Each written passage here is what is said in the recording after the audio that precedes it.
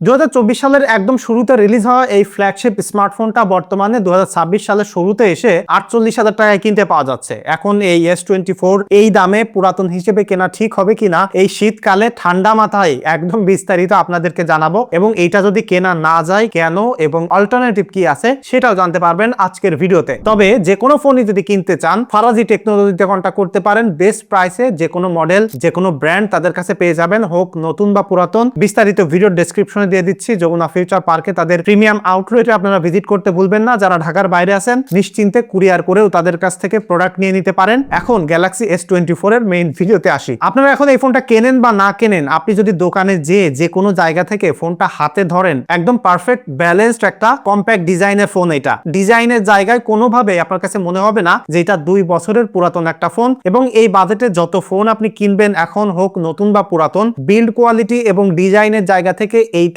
সবার আগে এগিয়ে থাকবে। আমার কাছে পার্সোনালি S24 এর ডিজাইন সম্পর্কে এটাই মতামত। আপনাদের কোনো মতামত থাকলে বা আপনাদের এই ডিজাইনটা ভালো লাগে কিনা সেটা অবশ্যই একটু কমেন্ট করে জানাতে পারেন। এবং এই ফোনটাতে যে ডিসপ্লেটা রয়েছে সেটা এখনো স্যামসাং এর টপ ক্লাস লেভেলের একটা ডিসপ্লে, কারণ এখানে ব্যবহার করা হয়েছে 6.2 ইঞ্চির একটা ডাইনামিক 2x AMOLED ডিসপ্লে, যেটা LTPO HDR10+ সাপোর্ট করে। 2600 পর্যন্ত পিক ব্রাইটনেস যাইতে পারে। মানে আপনি এই ফোনটা আউটডোরে ব্যবহার করেন, লো লাইটে ব্যবহার করেন, ক্লিয়ার ভিজিবিলিটি আপনাকে প্রোভাইড করবে। এবং চিন বেজেলটা একটু দেখেন, সামনে থেকে দেখলে এই ফোনটাকে অপছন্দ হওয়ার কোনো কারণ নাই। একদম ছোট্ট একটা সেলফি ক্যামেরা কাট আউট রয়েছে, যেখানে ফেস লক রয়েছে, আবার আলট্রাসনিক ফিঙ্গারপ্রিন্ট রয়েছে। এটা সম্পর্কে আমার মনে হয় সবাই কম বেশি জানেন, কারণ স্যামসাং এর S সিরিজের ফোন নিয়ে অসংখ্য ভিডিও আমি বানিয়েছি। এই ফোনটাতে কিন্তু ব্যবহার করা হয়েছে স্ন্যাপড্রাগনের 8 Gen 3 এর একটা প্রসেসর, যেটা আমি ব্যবহার করতেছি। তবে এটার এক্সিনোসের একটা ভেরিয়েন্ট পাওয়া যায়, এর সাথে 12GB RAM রয়েছে এবং UFS 4.0 এর স্টোরেজ টাইপ রয়েছে। 8 Gen 3 সম্পর্কে আপনাদের সবার কম বেশি আইডিয়া আছে। এটা আরো 3-4 বছর, ইভেন আমি বলতে পারি চোখ বন্ধ করে 5 বছরও যদি আপনি ব্যবহার করতে চান,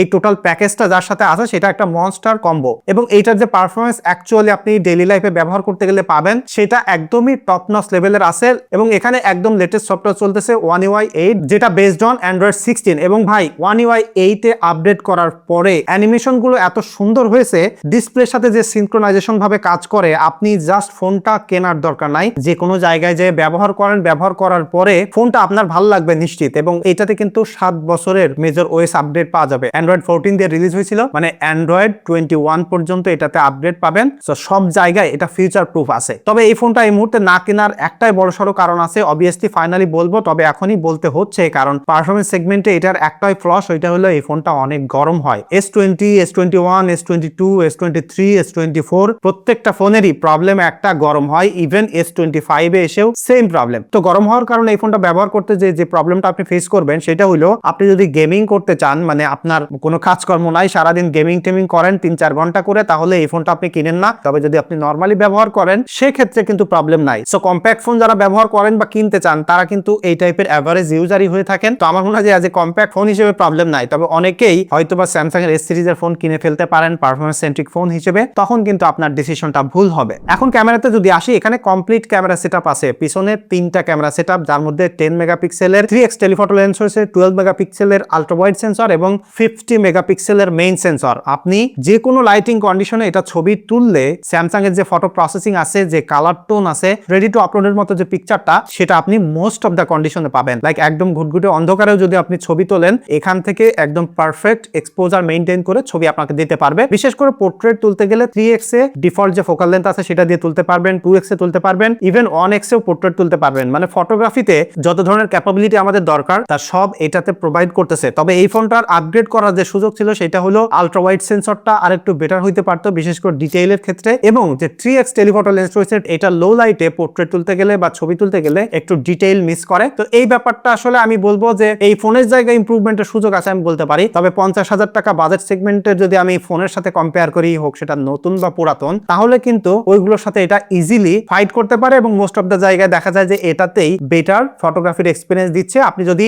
স্যামসাং এর আলট্রা সিরিজের ফোনের সাথে কম্পেয়ার না করেন। তবে অ্যাজ এ নর্মাল ইউজার হিসেবে যখন আপনি এই ফোনটা ব্যবহার করতে যাবেন, আমি বলতে পারি যে ফটোগ্রাফি নিয়ে আপনি কমপ্লেন করতে পারবেন না। বিশেষ করে সেলফি ক্যামেরাটা আমি দেখছি যে মোস্ট অফ দ্য লাইটিং কন্ডিশনে, মানে যত ঘুটঘুটে অন্ধকারে আপনি ছবি তোলেন না কেন, জাস্ট হাতটা যদি আপনি স্টেবল ভাবে ধরে রাখতে পারেন, ফকা ছবি আপনাকে দিবে। ভিডিও করার জন্য এটা 8K পর্যন্ত করতে পারে। তবে 4K 60 FPS পর্যন্ত সব সেন্সর দিয়ে ভিডিও করা গেলেও লেন্স শিফটিং করা যায় না। তো আপনি যদি লেন্স শিফট করে ভিডিও করতে চান, তাহলে 4K 30 FPS এ ভিডিও করতে হবে। ভিডিও কোয়ালিটি, স্টেবিলিটি এবং সেটাকে পোস্ট এডিটিং এর ক্যাপাবিলিটি এক্সিলেন্ট আছে, মানে আপনি কন্টেন্ট ক্রিয়েট করার জন্য যদি ফোনটা কেনেন নিঃসন্দেহে কিনতে পারবেন। এবং এখানে কিন্তু ব্যাটারি ব্যবহার করা হয়েছে 4000 মিলি অ্যাম্পিয়ার। তো এখন এই মুহূর্তে এটা হেভি ইউজ করতে যে আমি 5.5 ঘন্টা 6 ঘন্টা করে স্ক্রিন অন টাইম পেয়েছি। তো নর্মালি ব্যবহার করতে গেলে আপনারা এরকম 6.5 ঘন্টা পর্যন্তও পেয়ে যেতে পারেন। বাট প্রবলেম হইলো এই ফোনগুলো যখন 2-3 বছর পুরাতন হয়ে যায় তখন ব্যাটারিটা অনেক বেশি ডিগ্রেড করে, কারণ কি 4000 মিলি অ্যাম্পিয়ারের battery to be honest Android ফোনের জন্য অনেক কম হয়ে যায়। তবে এই মুহূর্তে আমি বলতে পারি আগামী 2 বছর ব্যবহার করতে গেলেও মোটামুটি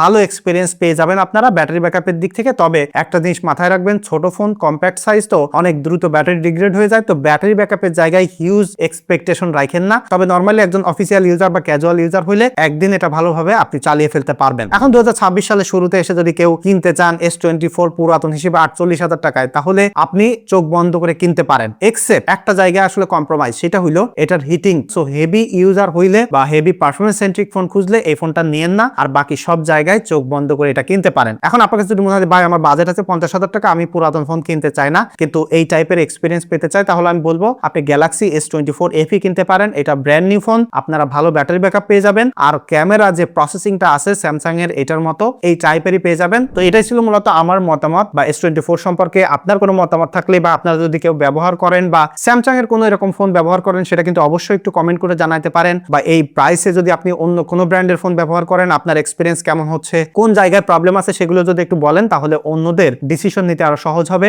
দেখা হচ্ছে পরবর্তী ভিডিওতে। ধন্যবাদ সবাইকে।